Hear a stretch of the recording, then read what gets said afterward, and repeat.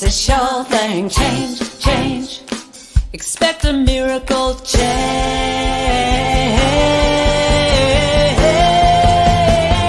Watch me change when you change the way you look at things. The things you look at change. When you change the way you look at things, the things you look at change. When you change the way you look at things, the things you look at change. When you change the way you look at things, the things you look at change. Good morning, good afternoon, good evening.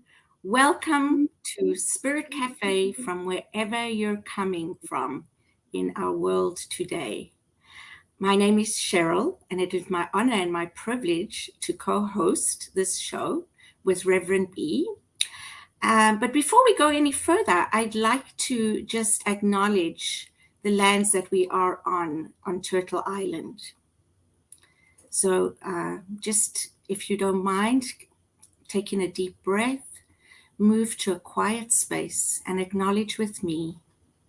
We acknowledge the indigenous peoples of all the lands that we are on today. We acknowledge the importance of the lands which we each call home.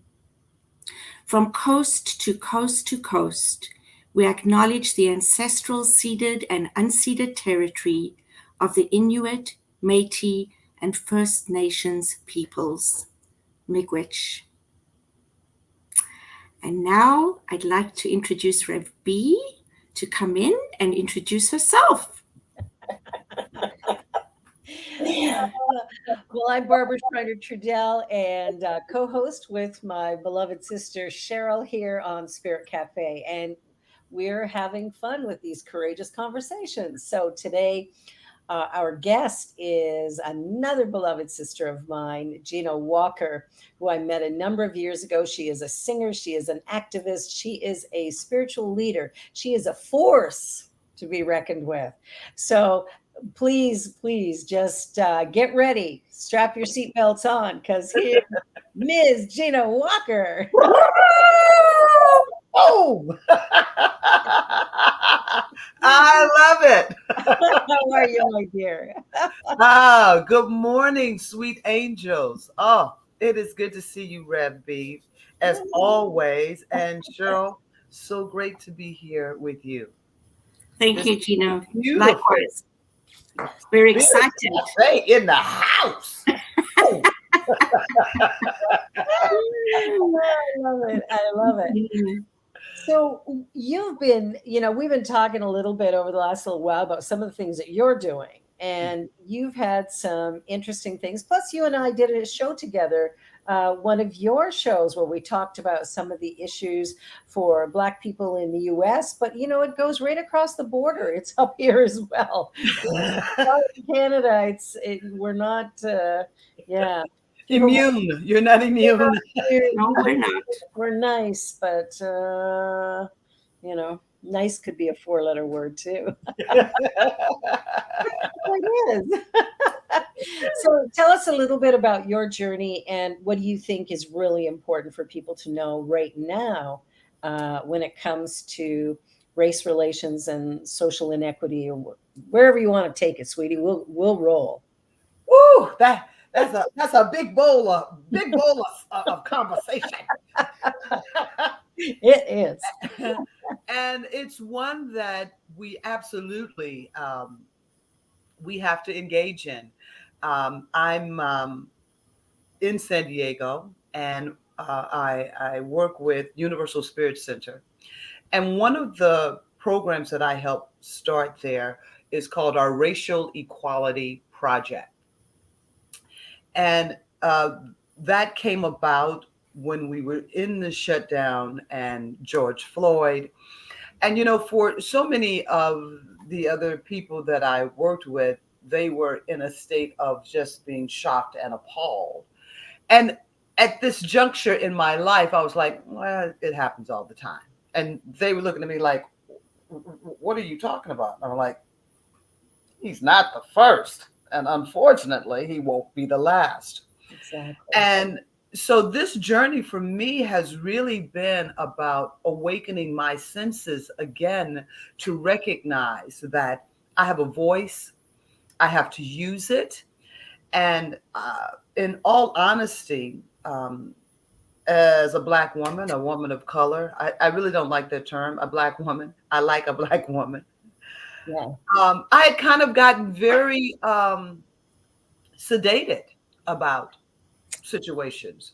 Yeah. And would I had many accounts came to my mind where I'm in mixed company and people would say things that I thought were out of line, but I'd brush it off like, oh, they didn't mean it. Mm. And this journey of working in the Racial Equality Project really helped me spotlight that I had to show up. You know, I have many friends that we would get into knockdown screaming fights because we have that nothing's going to change conversation. Doesn't matter what you're going to do, nothing's going to change. Yeah. And I remember the first day that hit me in my gut that if that's where I'm living, I'm as a big a part of the problem. Mm-hmm. Yes. I'm part of the problem because in that sentiment, and I said back to my friends, I said, you're absolutely right. When I finally got clear that nothing will change if I don't change. Nothing will change if I don't The change. truth. And it's not that I'm saying I'm going to change the world, but I know I knew I had to change.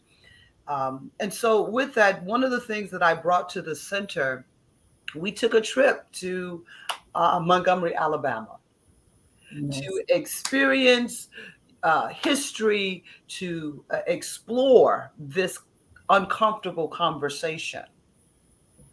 And initially, it was about 12 to 15 people. So I was very excited that that many people wanted to go. And I have to say that outside of myself, I was only a Black person. We did have a Latino man, but just due to some people getting ill, that ended up being only about, I think, six of us that went. Yeah. And so we were in Montgomery, Alabama. Where we stayed was right off of the riverfront. And I did not know that this was the street they marched the slaves from the ships. Wow. Once they docked, they marched them down the street like livestock Mm. to the center of this street. There's a little go round there, a roundabout. There's the word, a roundabout. And they've made it, they put a beautiful fountain there, but that roundabout served as where they would separate families, break off the slaves. Uh, and so there was that. So there's an energy already that was there and present. And then we go to walk the bridge of Selma Mm. and realizing that once again, I mean, I was raised Catholic. I went to Catholic grade school, high school, and did 1 year Christian college. I was like, please get me out. That's funny. Get me out of here. Um, but looking back on my teaching, I was taught really nothing and very little of the true essence of our history. Yeah. And so recognizing that the Pettus Bridge, he was a Confederate general that hated slaves. Mm. So there's so many things, and not just in the South, but there's so many things in the South Yeah. that celebrate this part of our history that we dehumanized individuals, human Mm. beings. And so I won't go through the whole trip. I mean, we went to Birmingham and everything. We went to Birmingham. We did the Freedom Riders. Everything flipped for me when I went to the Legacy Museum. Brian Stevenson, his organization, Equal Justice Initiative. That's early morning here for me.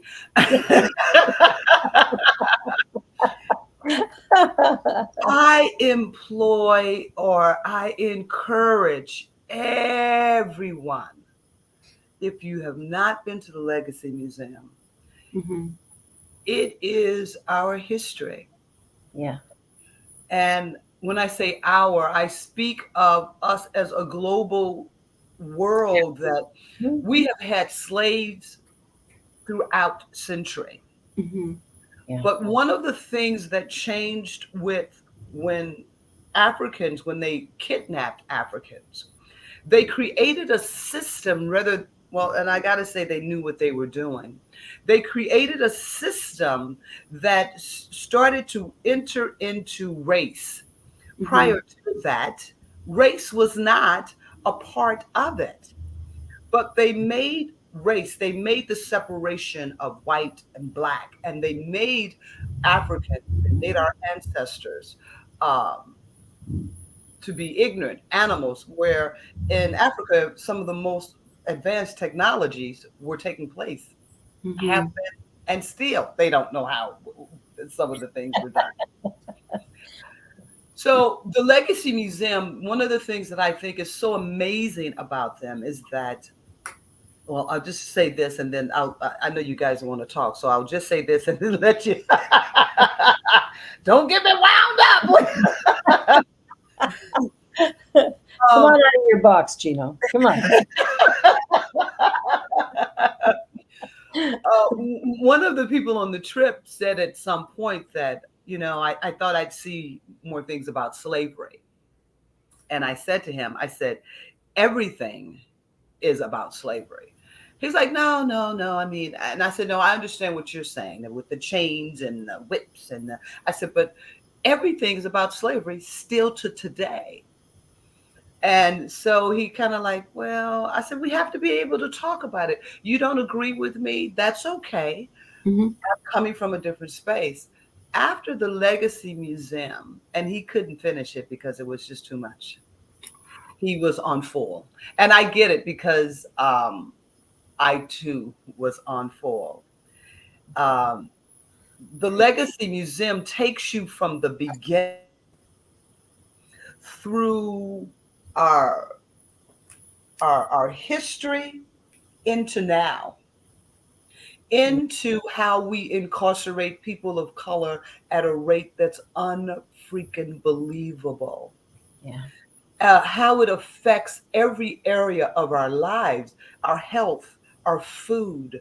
Um, it's so overwhelming, and they do it with such beauty and grace and knowledge and information.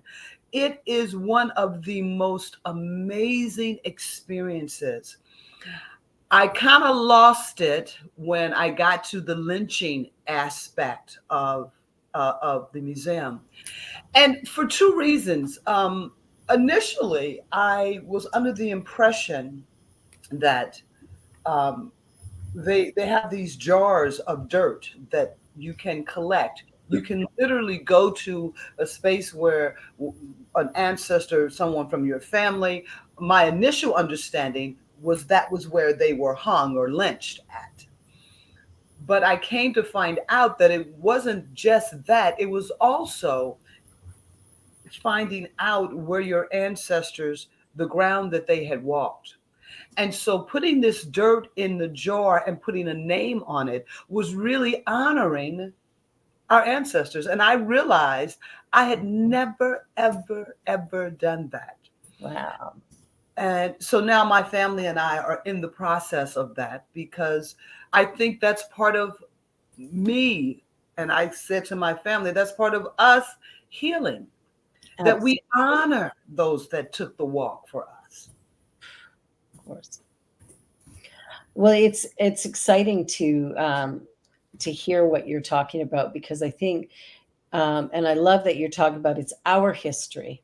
Yes. Yeah. It's all of us. It's not about Black lives. It's about how the Black lives were impacted by the white lives. Hmm. Yeah. The indigenous lives were impacted again Yes. by the white lives. And I think looking at that from a different perspective, this isn't your history, this is our history. Exactly. Yeah, we all took a part in it. You know, we play a role, and we need to be accountable for that as well, which I think is so important. And it's so insidious. I want to just share briefly a situation that happened to me on Sunday. Mm. It's like it took a second before it landed what had actually happened. And then I was like a little upset with myself. I didn't get it quicker, but I did a memorial service in the afternoon. And one of the, people were coming up to me and thanking me for the words that I spoke. It was not a one-on person. It was a cemetery had me come in and do a positive, upbeat, loving, you Oh, know, message. And yeah, yes. it's really lovely. We had music, we had that. But after it was over, I had people coming up and chatting with me. And I'm talking to a group of 3 Black women. And the one woman is telling me about her mother dying during COVID and Mm. how she couldn't be there with her and she gets the Mm. call at work and this and that. So we're having this very moving, emotional talk. A gentleman comes and interrupts us and says to me, I have a joke for you, and proceeds to start telling the joke. So the women go, we'll see you later. Thank you so much. And off they go. And it was as he started talking, I thought, talk about white privilege, white male privilege. You think you can come in and stop our conversation dead in its tracks to tell me a joke? Hmm. Really bad one after that. Like, And that makes it even worse. yeah. And and I was so irritated. Like I didn't even know what to say to him at that point. And I wish, as soon as he stepped up, I'd said, we're not quite done yet. Give me a minute. Mm. So that I could have my focus. So I tried to find the women afterwards to apologize, and I couldn't. But I thought, at least I'm seeing it now, Yes. right? Yes. Now Hmm. the next step will be seeing it instantly so I can address it instantly. Yes. Then afterwards going, but I thought, how bold, like how inconsiderate do you need to be to interject in that way, and especially with something so trivial? Hmm. It was. I have been frequently saying, along with our racial equality project, I do a show which Rev V came on called Kitchen Conversations, Yeah. and it's about addressing racial inequalities in every capacity. Um, and I have said that, we hear, I'm sure you hear from family and friends, people talk about the good old days. I want things to go back to the way they used to be. And I said to someone that in our community that was a little disturbed by some of the conversations that I have brought in through Kitchen Conversations and our Racial Equality Project, that we are in the process of learning a new language and Yes. learning how to live at a higher level of consciousness. That's So it. there will be no going back. Hmm. And those that just cannot understand that, they're leaving, they're leaving to go on the other side so that they can have clarity and help move this consciousness. Hmm. And so I love that because there's so many things that we don't see sometimes in the moment because it's been the norm. Exactly. And people would say, and I would have said before, oh, that's just a little too much. But I get it. I Mm. get it that these things have been so instilled in us. Yeah. It's such uh, an easy thing for us to accept that we don't see it. So Hmm. when you do see it, I'm like, yay. When I see it, I'm like, I saw it. Now the next time I have to say something, but I Yes. Yes. saw saw it. I felt it, Yeah. That's the thing, is that awareness, because awareness is power. Yes. So, when we get to that place where we get it sooner rather than later, that makes a big difference. Cheryl, you had something you wanted to. Well, I also think what's important for me is the books I've been reading and the education I've been taking, and so that I am more aware. I think because it's ingrained in us, it's something that we have to acknowledge, but also continually talk about and discuss and educate and say, I am a racist. I grew up a racist because I was programmed that way, right? Yeah. It doesn't mean that I'm racist today, but I have racist. How can I say? There's probably still some racist, unconscious some things in me that I'm not aware of, that I really truly and hope that as I learn more and am able to have this conversation more, that I'm able to release all that and let it go. One of the things for me is the discomfort of asking questions and not and saying the wrong thing, right? Because right now it's all about the language we use and not offending people and all this kind of thing. So how do we have an honest, open discussion, feeling safe that we can do that and that we will make mistakes and we will say the wrong things, and that's okay. I liked what you said earlier, Gino, that it's okay if we even differ in our opinions, that if we don't agree, but at least having the conversation brings us closer to that point. Whereas if we are too afraid and we let fear drive us, we're never going to get there. That's so true. So true. That is absolutely true. I have said for a long time, politically correct, PC is one of the worst doggone things Yes. because it makes you afraid. You can't know. And if, we are all different. Mm-hmm. Yeah. I don't speak for every Black woman and every Black person in the world. We have to be able to hear the question, be able to, there are questions sometimes that have been asked of me, things that have been said.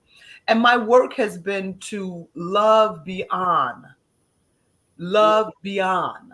Yes. Nice. Because sometimes the questions are, and they're going to be, they're a little, not a little, uncomfortable. But if we don't have that, if we can't have an honest conversation, during the trip in Montgomery, we would have powwows after we had had our experiences for the day. Yeah. And there were times where people were like, well, I don't want to say that. I said, see, that we can't do. Because now you're going to take an assumption off into your world, and I have no idea what you're going to create out of that. But chances are you're going to create something from an old paradigm, from Yes. a old program. Yes. And so I think it's important that in our community, I try to let people know that we have a racial equality project. We meet every second and fourth Tuesday of the month. We meet on Zoom, and I encourage and invite people. When people go, well, you're only looking at it from one side. I said, I can't look at it from your side. I'm not white. I Yeah. said, but I encourage, Yeah. please, let's come on, let's have the conversation. Let's No. do this. Yeah. Yeah. So I will put this question to you, ladies, Mm-hmm. because someone said to me, I go to church to have peace and feel love. And I believe that this is where I believe conversations like this should take place in the church. What do you say to that? I agree completely. 100%. 100%. Yeah, I mean, that's going to bring up a whole nother issue in me, right? When we call ourselves religious and we go to church and we live an unchristian life, which is, I think, what a lot of us do and we don't realize, right? And Yes. so that's another issue. But I really do think that, if people are really intentional about growing spiritually and understanding where we come from, who we are, why we're here, which there are so many perspectives about, and that's okay too, right?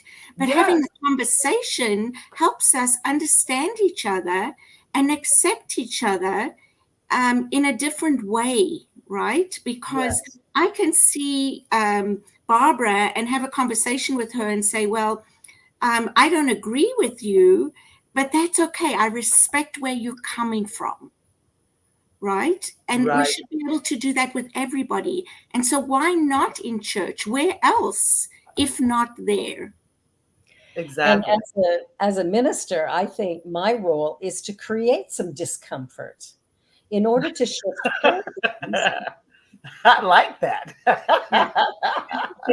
Like if I'm just in agreement with you all the time, like, oh, isn't that sweet? Isn't that lovely? Isn't that beautiful? Regardless of what you do, how could you possibly grow? How could you possibly become, more spiritually awakened or heighten your consciousness if nobody ever challenges the belief that's holding you stuck or the belief that's keeping you in this difficult place? I think that for me, having difficult conversations in church or in our centers, our spiritual centers, is not a good idea. It is a It's must. essential. It is essential that we begin to do that. And we have to be able to make mistakes. We have to be able to open our minds and hearts so that we can learn something new. I pastored a Black church for 11 years, or it was the assistant and then the interim. And I stepped in it a few times from the pulpit. But the nice thing is, people told me.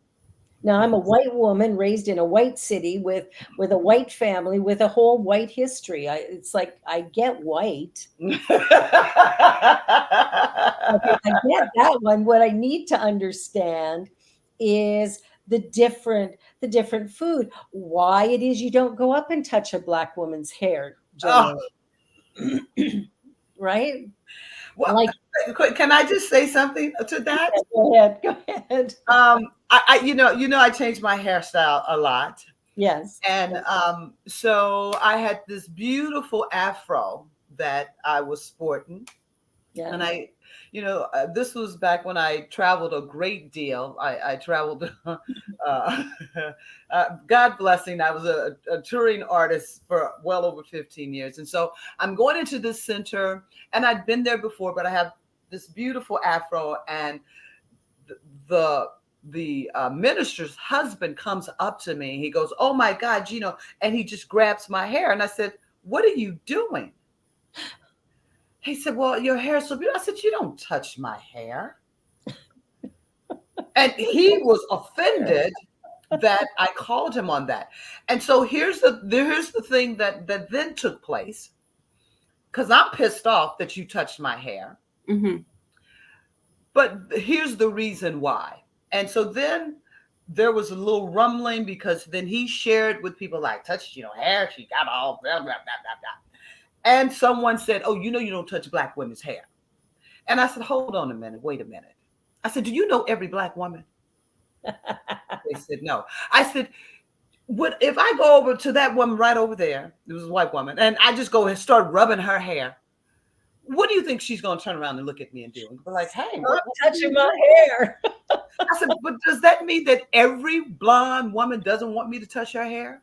No. I said, "When you put us all in the same basket," I Exactly. said, "had he asked me, 'Gino, your hair is so beautiful, can I touch it?' I would have been like, 'Baby, help Yeah. yourself.' Yeah. But for you to assume that you can do that without asking. To Exactly. me, that's the biggest thing. And then it gets, I agree. yeah, it's like, all Black people don't want. No. There's quite a few of us though, but I didn't like it either. Like we were Yeah. talking about this the other day. That's why I brought it up again, because I remembered your story of that. And it's like, I have never had somebody come to me. I'm 65 years old. Nobody has ever come up and gone, oh, like nobody's ever done that. Now, when I was expecting, I would have strangers come up and touch my belly. And it's like, I'm sorry. Like, come on, back up here a little bit. We're going to go to a quick commercial break, and then we're going to come back to continue this conversation. And Rev Z, Elzia, has got a comment in the chat that I want us to great. that as well. So we'll be back in just a minute, and you're watching Spirit Cafe on the New Thought Media Network.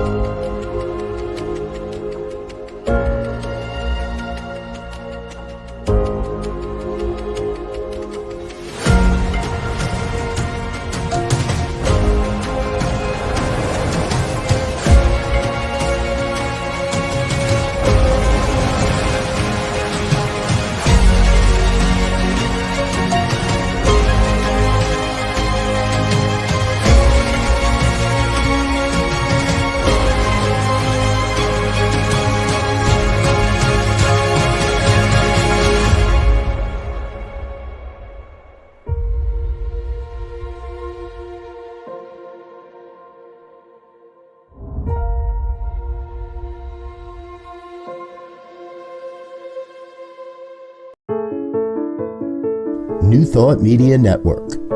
We are a global broadcast network of positive music, media, and entertainment, inspiring humanity's evolution along the journey of enlightenment and creating a world of love, peace, empowerment, and prosperity for all. New Thought Media Network. Positively inspiring.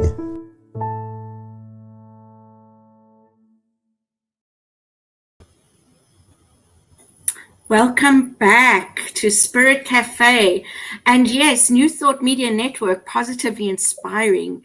And our guest today, Gino Walker, oh my goodness, you are positively inspiring. I love everything that is coming out of your mouth, women. That's fantastic. So I'm going to go over to Rev Z and read his comment and see, this is his experience, and we honor that. And I'm sure it's experience of many, many, many people. As an amateur genealogist, one of the biggest issues of the enslavement of Black people is that up until 1870, Blacks were listed in the census only by age and gender. As I think he means cattle? Chattel? I'm not sure. Chattel. Chattel is a word? Okay, thank you. It's property. Yeah. Mm-hmm. Yes. See, okay, thank you for that. I didn't know that. Which is so dehumanizing. And the current mass incarceration does the same by reducing people to a number. Yeah. When you look at that, especially incarcerations and stuff, and you look at the way, like, I remember, I think Gino and I might have talked about this on her show when I did that one, but, my daughter's riding the subway with two other young girls. They were all 15 years old, and they're riding the subway in Toronto, which is a very diverse city. And a woman across from them starts spitting at them and screaming and yelling at them. And it's during COVID. She hasn't got a mask on. She's right in their face. And Genevieve's two friends are Somali Muslims. And so not only do they have the black skin, but now they've got the hijab. And it's like this woman was just targeting them so bad. And we called the police. Now, Genevieve's friends couldn't do that.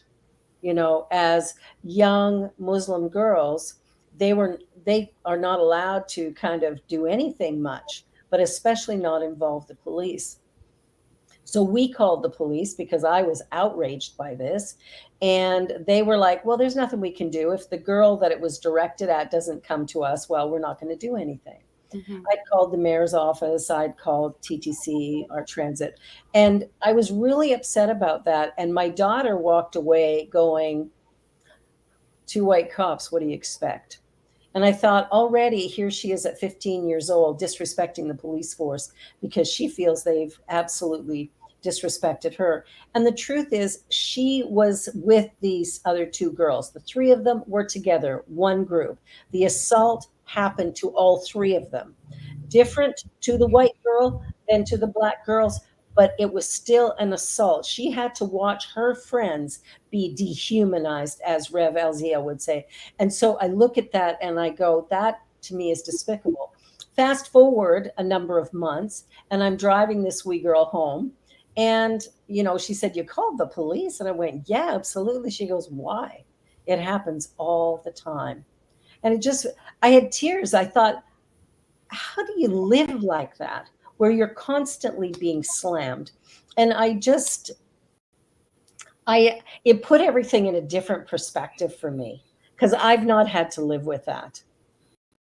And so my mind was really turned at that point, going, what, as a white woman, someone who does have privilege, how do I make a difference?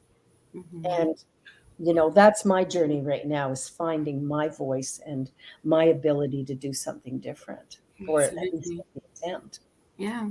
Well, one of the things that it just jabs me in my heart, and I have expressed this, and I've had deep conversations with people about it. And so for me, the word minority, if you continue to address me as a minority, because you're not, whether you are trying to be for me or against me, you have locked me in a place that automatically says I am less than you. Absolutely. And there are people like, but no, Gino, I'm fighting for all people of color. Not when you're calling us a minority. You're fighting for people of color, Black people, Indigenous people, Latino people, when you recognize that we are human beings and people just as you. That the only thing that makes you superior is the fact that this story has been built and branded within all of us. And if the story remains the same, if you address people that are different than you as a minority, and they said, well, we're highlighting. I said, you're highlighting the problem. The problem is that you're saying that there's an inequity. If you want to say there's inequality, but when you say that somebody is less than, it's just one of those things that tears my heart, because it just sticks me in a way that then I'm still in the same space. So you're fighting for somebody that's less than. That's not who I am. No, definitely not. And you know what I love about that, Gino? That's awesome, because Genevieve came home from school a few years ago going, I heard the most ridiculous thing today. And I said, what's that? That women are a minority. She goes, we're the majority of the population. We can't be a minority. And I mean, if you look at people of color, I'm sorry, white people are the minority. We may act like we're in the majority, but we're not. Christians in the minority, right? Like, if when you really want to look at that, it's because that's not what it's about. It's about creating separation. It is about creating separation. And that's one of the things that I've learned in some of the work that I've been doing, that, everything that's been created around race and racism has been engineered. And it has been done so. And I think you mentioned that earlier, Gino, that it's not by any mistake. It's been done consciously. right, with purpose. Yeah. And one of the things for me is when we talk about dehumanizing, I believe that, when let's look at it, and I'm going to name it, white men created and built the society that we're talking about. And we've had to, as women, as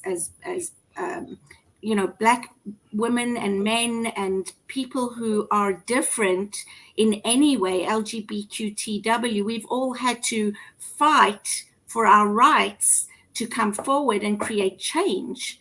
And no man was going to do that without that kind of pushback, right? Absolutely. And so for me as well, like when I read things about incarceration, and the number of people who are black that are in prison, the number of people who have mental health issues, that's a further dehumanizing of a group of people. And so for me, these are systemic issues that we can't just address one thing at a time. We have to actually create a shift in the culture that we have created, the society that we've created, and go back to cause instead of trying to always address the effect. So that's something that I've really become very aware of and conscious of. So I'd invite you to share what your thoughts are. Sure, I love that, because what we see is that it bleeds in every area of our life. So it doesn't matter if it's about race, it could be about sex, it could be about gender, it could be in the workplace. I mean, it's this dis-ease that just breeds in every place, Yes. because we've created a system that there has to be a hierarchy, and then those that fall up underneath that. And it's a system that, the pandemic showed in so many ways Mm-hmm. that and I don't want to use the woke culture, but I want to say that awaken our spirits, awaken people in a way that there was a call that, wait a minute, we're better than this. Mm-hmm. We can do more than this. I had this beautiful transgender on my show, on Kitchen Conversations, and I was so blown away. And then I thought, well, yep, but of course. So she's telling a story, and she is saying how in parts of San Diego, in the Hillcrest area, that she feels uncomfortable. And I'm surprised, because the Hillcrest area is a gay community. Mm. And I said, well, why would you feel threatened there? It's a gay community. And she said, even in the gay community, I'm like, oh my God, when can we ever stop? Yeah. Even within the own structure, we're all fighting for this equality. This is your brother, your sister, and yet you still, because you are, and I'm gonna say it like you sure, I'm gonna call it a white male, Yeah. that's threatened by this divine spirit that is calling forth her true essence. Mm-hmm. And so now you have been antagonized. So now you're going to throw this on someone else. Mm-hmm. It baffles the mind. Yeah. This, it's like a deep-seated unawareness Yes. that we just all participate in at some level, on some degree. If it's something different from us, or different than an experience that we have lived or that we've known, we want to name it bad. We want to name it not good. We want to name it a threat. Yeah. And it's like, oh, and my heart just went out to her. Mm. I was just like, wow. Mm. But, in the Black community, if you're dark skinned, you're not conceivably as beautiful as what we, in my day growing up, a high yellow. High yellow. you got good hair, bad hair. Yeah. The Well, lips. You yeah. know, my mother had beautiful full lips, and at different gatherings when families come together, she used to get flack, Hmm. and I was all in it about it. Don't talk about my mama's lips. And this was before I realized that, women are getting Botox to get your lips, mama. Yeah, Yours are exactly. natural. Yeah. Thank you for, Yeah. so yeah. Yeah. And the whole point is that it's learned behavior. It's learned. We think this is our belief system, but it's not a belief system. It's been learned, taught, and ingrained in us. And so we really need to recognize that and be able to educate ourselves again to unlearn what we've learned. And I Yes. think the only way that we can do that is by having some of the same experiences. When I say that, I get goosebumps because it's also about hearing your experience, like truly understanding what you went through and being able to empathize with that. I'm not able to walk in your shoes, but I can certainly think about how that might have felt for me, to have experienced something like that, how it feels for others to go through and live like that. So for me, the biggest thing I will continue to do is read, learn, participate in anti-racist courses, which I've done some of those, and there's so much more for me to do. And I just want to encourage people to have the courage to do the same, to really read those difficult books. Some people say, oh, I can't read that, oh my goodness. Well, excuse me, people lived that. So I need to be able to read that so I can understand what people went through, what experiences and what reality was to them. uh, and I don't like them and us, but it's really about understanding what's been done to others. And if we don't do that, we can't be part of the solution. We can't be part of creating the change, which is exactly what you said, Gino. I need to do something. I need to start with me. And if we all did that, if each of us did that and said, I'm going to start with me, that me becomes we, It Yeah. does. right? Yeah, and I love that. I love that idea. And I know for myself, I've done a lot of reading and workshops and stuff also because it's so important to come to understand. And I've watched films.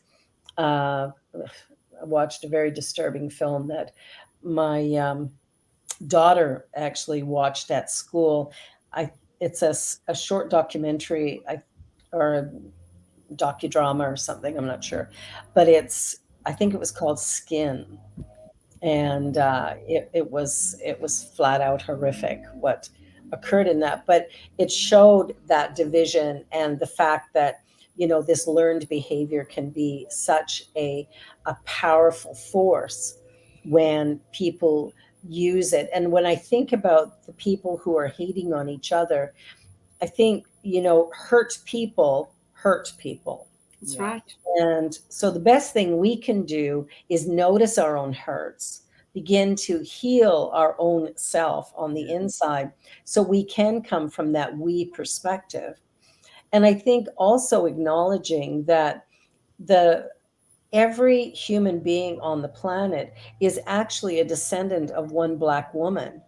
And Mhm. I think that's part of the story that gets missed, is that somehow I don't know how I got here, but when humanity started, a way back when, it started somewhere. And it didn't start in Canada. It started in the Middle East and in Africa. So when we look at sort of, and I think actually Africa is the birthplace of humanity. Mhm. Yeah. So it's like, yeah, our skin lightened as we moved north or as we, had different experience. But I think we have to really put into perspective, why do we feel the need to make somebody else less than me? I feel good about me if I squash somebody else. Like, what is that? And I think that's a big part of the undoing that we need to really Yes. look at. Yeah. Absolutely. So beautifully said, both of you, Divine Lights. Really, really beautiful. Um, One of the things that I have brought to our center is a day in history. And I've actually taken it from the Equal Justice Initiative. Mhm. And there are people that were offended, that were um, feeling as though this was a target on white people. And I said to one of these divine lights, I said, my love, understand this. This is not Black history. This is our history.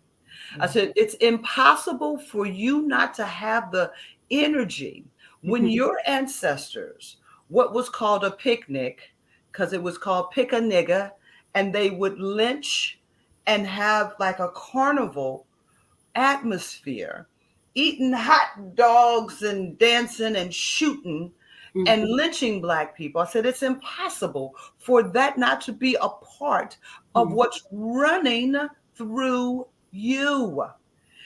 We don't do this by one side healing. Everyone has to heal Yeah. because, as I've said before, it doesn't just affect what we call race. And I love this when I found this out a couple of months ago. There is no gene for race. Mhm. No. No gene for white. There's no gene for Black or Asian or Mhm. Hispanic. We are all have the same freaking genes. Mhm. Now, Exactly. as you said, some got further away, and so the climate change and the Yep. weather and all these different things and the food that you would eat and all of this plays a part into what this physical extremity looks like, this lovely case of us. But Mhm. there is no race, there is Mhm. no gene race. Right. And they have tried for years. Because wouldn't that make life grand? Mhm. Mhm. Well, that would give a justification, right? Exactly, exactly. Which is what, when it was um, um, a Spanish writer, um, back in like 1820, 1830, something like that, that was commissioned to write about the slave trade. And in order to make people feel comfortable, this is one of the things that I read, that this was the first, and I wish I could call his name right now, but this was the first author that brought up the point and made it a race, made the Africans beastly ignorant. They broke down the Asians as being melancholy, yellow.